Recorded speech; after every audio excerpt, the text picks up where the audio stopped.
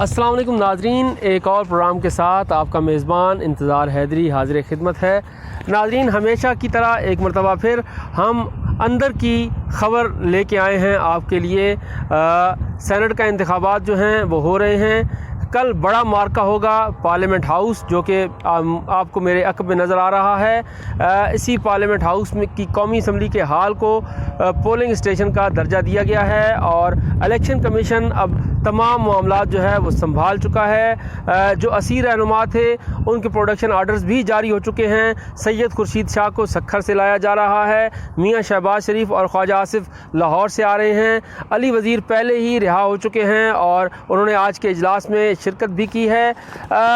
اگر party position کی بات کی جائے تو اس وقت حکومتی اتحاد کے پاس اس وقت ایوان میں 181 ووٹس ہیں وزیر اعظم عمران خان کے ووٹ کو ملا کر، اور اپوزیشن کے پاس اپوزیشن لیڈر میاں شہباز شریف کے ووٹ کو ملا کر اور اسیر رہنماؤں کے ووٹس کو ملا کر 159 ووٹ ہیں۔ تو اس لحاظ سے تقریباً 20 کے قریب ووٹ جو ہیں وہ اپوزیشن کے پاس کم ہیں، لیکن اپوزیشن یہ دعویٰ کر رہی ہے کہ یوسف رضا گیلانی کامیاب ہو جائیں گے۔ کیسے کامیاب ہوں گے؟ کون سا ایسا پتہ ہے جو اب تک اپوزیشن نے کھیلا ہے، اور حکومت کس وجہ سے پریشان دکھائی دے رہی ہے؟ پارلیمانی سرگرمیوں پر گہری نظر رکھنے والے عبدالرزاق کھٹی صاحب میرے ساتھ موجود ہیں۔ عبدالرزاق کھٹی صاحب، بہت شکریہ آپ کا، آپ ہمارے پروگرام میں تشریف لائے۔ بہت شکریہ۔ اندر کی بات آج آپ سے ہم جانیں گے کہ کیا دعویٰ کر رہی ہے اپوزیشن کہ ہم جو ہیں وہ جیت جائیں گے، اور یوسف رضا گیلانی نہ صرف جیتیں گے بلکہ اگلے چیئرمین سینٹ بھی ہوں گے۔ تو ایسا کون سا ان کے پاس طرف کا پتہ ہے کہ وہ کھیل رہے ہیں اور وہ جیتنے کا اعلان بھی کر رہے ہیں اور حکومت کو پریشان بھی کر رہے ہیں؟ انتظار صاحب، بہت شکریہ۔ اصل میں بہت سارے سوالات آپ نے ایک ہی اس میں پوچھ لیے ہیں۔ ترک کا پتہ بنیادی طور پر ہماری جو اس خطے کی سیاست ہے اس میں اصول اپنی جگہ بہرحال ضرور ہوتے ہیں، لیکن رواداری جو ہے وہ زیادہ کاؤنٹ ہوتی ہے۔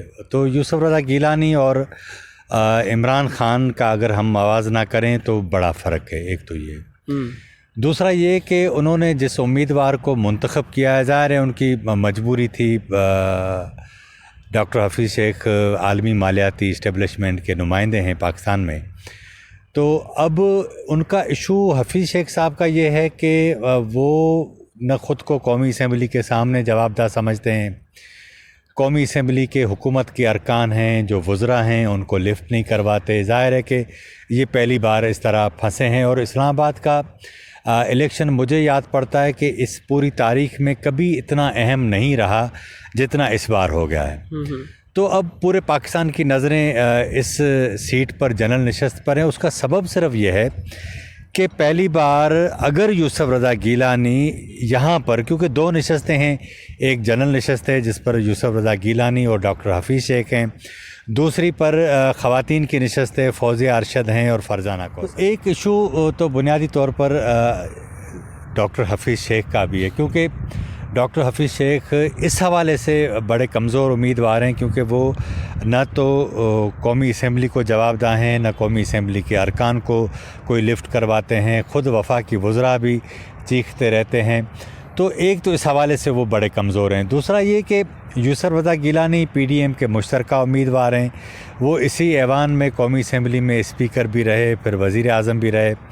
ان کا رویہ عمران خان کے اگر ہم اس کا موازنہ کریں تو بہت زیادہ بہتر ہے، اور یہی سبب تھا کہ ان کو اس میدان میں یہاں اتارا گیا۔ حالانکہ جس طرح آپ فرما رہے تھے کہ 20 ووٹوں کا فرق ہے، یہ 20 ووٹ بہت زیادہ فگر ہے، تو یہ اتنا اچیو کرنا بھی بڑا مشکل ہوتا ہے۔ لیکن حکومت کے ہاتھ پاؤں اس لیے پھولے ہوئے کہ اس کے اپنے ارکان ناراض ہیں، خود جو پولیٹیکل کلچر جو ہوتا ہے ایک سیاسی جماعت میں وہ ان کے اندر ہے نہیں، تحریک انصاف کے اندر۔ اب آپ خود دیکھ رہے ہیں کہ 2 दिनों से वज़ीर आज़म इमरान खान हर MNA से मिलने के लिए तैयार हैं। जिस तरह अभी थोड़ी देर पहले हम गेट नंबर 5 पर थे तो हमें सिक्योरिटी प्रोटोकॉल वालों ने रोक लिया, कहा कि प्राइम मिनिस्टर वापस रवाना हो रहे हैं। हम 10 मिनट तक खड़े रहे, फिर अचानक दरवाजे खुल गए तो प्राइम मिनिस्टर का प्रोग्राम कैंसिल हो गया, यानी कोई और आ गया होगा।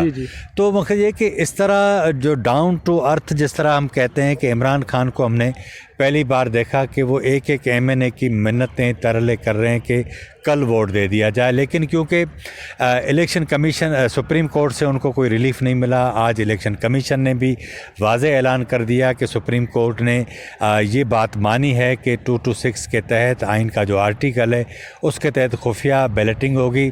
तो ये तय हो चुका, इलेक्शन कमीशन के लोग यहाँ पहुँच चुके हैं, ये सारी चीज़ें आपके नाज़रीन के जहन में भी हों। तो चंद घंटे बाकी रह गए हैं, जो मुझे लगता है कि फ़र्क कोई इतना ज़्यादा नहीं होगा, लेकिन अल्टीमेटली एक तरफ रावलपिंडी के हवाले से कह रहे हैं कि वो थोड़ा पीछे हट गए हैं, ये बात समझ में आती है, लेकिन IB को इस्तेमाल कर रहे हैं वज़ीर आज़म। लेकिन यहाँ मुझे एक बात अभी तक समझ नहीं आ रही, मैं ख़ुद भी उसमें हूँ, कि डॉक्टर हफीज़ शेख बुनियादी तौर पर आलमी मालियाती इस्टेब्लिशमेंट के आदमी हैं, और ज़ाहिर है कि जहाँ से पैसा आता है और फिर जहाँ पैसा ज़्यादा चाहिए उन इदारों के लिए भी ये मसला है कि वो उन्होंने इस अहम और नाजुक मरहले पर क्यों जो है वो ख़ुद को अलग किया है। तो ये बड़ा इम्तिहान होगा, लेकिन अगर इस्टेब्लिशमेंट की पिंडी की कोई ज़्यादा इंसिस्ट वो नहीं करते तो मुझे लगता है कि फ़र्क बिल्कुल थोड़ा होगा, या ये जीत जाएंगे या वो जीत जाएंगे। इसलिए इस मौके पर हम कोई प्रेडिक्शन नहीं कर सकते कि कौन जीतेगा। वैसे जो मेरी इतलात है, मुझे ये पता लगा कि 6 वोटों का फ़र्क जो है वो पड़ जाएगा। अगर 6 वोट हुकूमत की तरफ आ गए तो हुकूमत जीत जाएगी, और अगर अपोजिशन की तरफ चली गई तो अपोजिशन जीत जाएगी। ये क्या बात है जी, 6 वोटों की, मतलब अब वो 20 वोटों का फ़र्क तो है। वो आपने कहा रिवायात हैं, कुछ हुस्न सलूक है यूसुफ रज़ा गिलानी का साबिक़ अदवार में, तो क्या ये जो 6 वोट हैं, क्या हुस्न सलूक की वजह से वो 6 वोट भी नहीं मिल सकते? नहीं, वोट तो देखें ना, जो PDM के लोग हैं उनसे मेरी गपशप हुई, वो कह रहे हैं कि ज़रूरत तो है हमें 12 वोटों की, लेकिन हम कोशिश कर रहे हैं कि हमें 24 वोट मिलें ताकि 12 वोट की लीड हो। ठीक है ना। तो जनूबी पंजाब से अगर 15-16 MNAs इनके उसमें आ जाते हैं गिलानी साहब के, कल आपके सामने ही जावेद हसनैन कह रहे थे कि ये वोट जो है वो अब सराय की सूबे का होगा। तो अगर इस तरह की लहर चली है तो मेरा ख्याल है कि शायद फिर बहुत सारे लोग वोट दे। इसलिए ये नसरुल्लाह दरेशिक मिले हैं, वज़ीर आज़म ने उनसे मुलाकात की, फिर जक्कड़ साहब से मुलाकात की, फिर उसके साथ राजा रियाज से मुलाकात की। अच्छा, ये मुलाकातें हुई। अब एक चीज़ और भी है, एक तो ये मुलाकातें हैं जो जनूबी पंजाब के लोगों से इन्होंने की, दूसरी मुलाकातें जिन्होंने कराची के लोगों से की, जिनमें आमिर लियाकत भी शामिल हैं, फिर कोयटा से शाहज़ैन बुगटी जिन्होंने पहले उनसे बिलावल भुट्टो ज़रदारी ने मुलाकात की, आज वज़ीर आज़म उन्होंने स्पेशल मदऊ किया तो मुलाकात के लिए आए। शाहज़ैन बुगटी ने भी एक बात की और आमिर लियाकत ने भी एक बात की। आमिर लियाकत ने तो ये कहा कि मैं वोट उसको दूंगा जो अच्छी शख्सियत का हामिल उम्मीदवार है।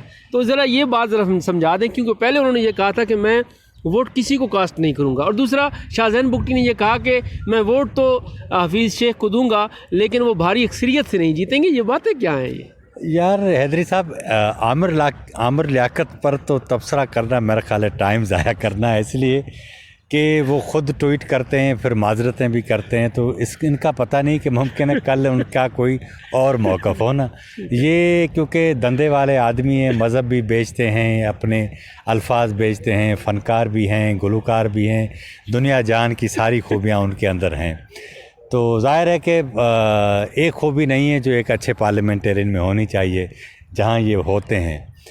तो इनका तो छोड़ें, बाकी रहा शाहज़ैन बुगटी या इस तरह के जितने लोग हैं जिनका एक ख़ानदानी पस मंज़र है ना, तो अब जिस तरह कल अली नवाज़ शाह का मामला था ना, अली नवाज़ शाह देखें ना, मोहतरमा के दौर के वो आदमी थे, पीपल्स पार्टी से नाराज़ हुए। अच्छा, हमारे पास सिंधियों में एक बड़ी ज़बरदस्त किस्म की रिवायत है कि कितने भी इख्तलाफात हों, लेकिन अगर किसी का बच्चा आपके पास चलकर आ जाता है या किसी की बच्ची आ जाती है जिनके साथ आपके ताल्लुकात हैं, تو پھر لوگ یہ ساری چیزیں جو ہے نا وہ ایک طرف رکھ دیتے ہیں اس تعلق کی وجہ سے۔ اب علی نواز شاہ صاحب نے کہا ہے کہ میں یوسف رضا گیلانی کو ووٹ دوں گا تو وہ ان کو دیں گے، کیونکہ یہ روایات ہیں، عمران خان کی طرح نہیں ہیں کہ آج ایک بات کریں کل پھر کوئی یو ٹرن لے لیں۔ آج بھی میں آپ کو یہ بتاؤں کہ جتنے بھی لوگوں سے یہ ملے ہیں نا، ان سب سے انہوں نے وعدے کیے ہوں گے میں یہ کر دوں گا وہ کر دوں گا۔ آپ کو یہ میں بتاؤں کہ 4 مارچ کو آج والا عمران نہیں ہوگا، وہ پھر کوئی دوسرا ہوگا۔ اب رہا اپوزیشن کا مسئلہ، اس کو تو وہ یہ دیوار سے لگا چکے، اب اس کے ساتھ کیا کریں گے؟ وہ ہمارے پاس سندھی میں کہتے ہیں کہ ایک فقیر کو کسی نے کہا کہ یار تمہارا گھوڑا تو جو ہے وہ یہ اپنے ہونٹ چاٹ رہا ہے، اس نے کہا بھیک تو میں ویسے ہی مانگ رہا ہوں، اب اس کے بد وقت ہونے یا خوش وقت ہونے میں میرا کیا فرق پڑ؟ اپوزیشن دیوار سے لگ چکی، جیل جا چکی، اب اس کو کیا فرق پڑے گا؟ ظاہر ہے اس نے مقابلہ کیا ہے اور اتنا بڑا مقابلہ کیا ہے کہ حکومت کے ہاتھ پاؤں پھول گئے ہیں، اور اگر یہ جیت جاتے ہیں تو آپ سمجھیں کہ پھر کاؤنٹ ڈاؤن شروع ہوگا۔ کس طرح ہوتا ہے اسٹیبلشمنٹ پھر اپنے آپ کو الگ کرتی ہے نہیں کرتی، بد نصیبی اس کو کہیں یا کوئی اور نام دیں، لیکن پاکستان کی سیاست کی میں سمجھتا ہوں کہ سب سے بڑی فریق سیاسی جماعتیں نہیں، پاکستان کی اسٹیبلشمنٹ ہوتی ہے۔ آپ صرف یہ اندازہ لگا لیں کہ اس نے صرف تھوڑا اپنے آپ کو الگ کیا ہے تو الیکشن کمیشن کا، سپریم کورٹ کا اور جو دیگر ادارے ہیں ان کا رویہ تبدیل ہو گیا ہے۔ بہت شکریہ۔ رزاق کھٹی صاحب ہمارے ساتھ موجود تھے، جو گہری نظر رکھتے ہیں سیاست پر، جس طرح سے انہوں نے بتایا کہ کس طرح سے حکومت کے اور وزیر اعظم عمران خان کے ہاتھ پاؤں پھول چکے ہیں۔ گزشتہ 2.5 سال میں یہ پہلی مرتبہ ہے کہ وزیر اعظم عمران خان اس حد تک پریشان ہیں اور وہ ایک رکن قومی اسمبلی سے ملاقات کر رہے ہیں اور ان سے ووٹ کی استدعا بھی کی جا رہی ہے۔ اس کے ساتھ ساتھ دوسری طرف پی ڈی ایم کی اپنی حکمت عملی ہے۔ بڑا عشائیہ میریٹ ہوٹل میں بلاول بھٹو زرداری دے رہے ہیں، جس میں تمام پی ڈی ایم کی جماعتوں اور ان کے اراکین کو مدعو کیا گیا ہے، اور کل کے حوالے سے کچھ حکمت عملی جو ہے وہ بھی وضع کی جائے گی، اپنے تمام پارلیمنٹیرین کو بتایا جائے گا، کیونکہ ایک ٹیکنیکل قسم کا یہ ووٹ ہوتا ہے جو پول کرنا ہے، ترجیحی بنیادوں پر یہ ووٹ کاسٹ کیا جاتا ہے، تو اس حوالے سے طریقہ کار بھی ذرا وہاں بتایا جائے گا، اور دیگر کچھ عوامل ہیں جن کے اوپر گفت و شنید ہوگی۔ آخری بات یہاں پہ یہ کروں گا کہ بہت سینئر صحافی ہیں، بلکہ میں یہ کہوں کہ صحافت کے استاد ہیں سہیل وڑائچ صاحب، آج انہوں نے جو کالم لکھا ہے اس میں انہوں نے ایک بات ضرور کہی ہے کہ کوئی بڑی تبدیلی نظر نہیں آ رہی، لیکن کلا بازیاں شروع ہو جائیں گی۔ اب دیکھنا ہوگا کہ کل کتنی بڑی کلا بازی جو ہے وہ لگتی ہے، اور اس کا دھچکا کیا حکومت کو لگے گا یا پھر اپوزیشن کو۔ کل کا دن فیصلے کا دن ہے۔ اس پروگرام کے ساتھ مجھے اجازت دیجیے اور اپنی رائے کا اظہار ضرور کیجیے۔ اگر آپ نے ہمارا چینل سبسکرائب نہیں کیا تو سبسکرائب کر کے مجھے شکریہ کا موقع ضرور فراہم کریں۔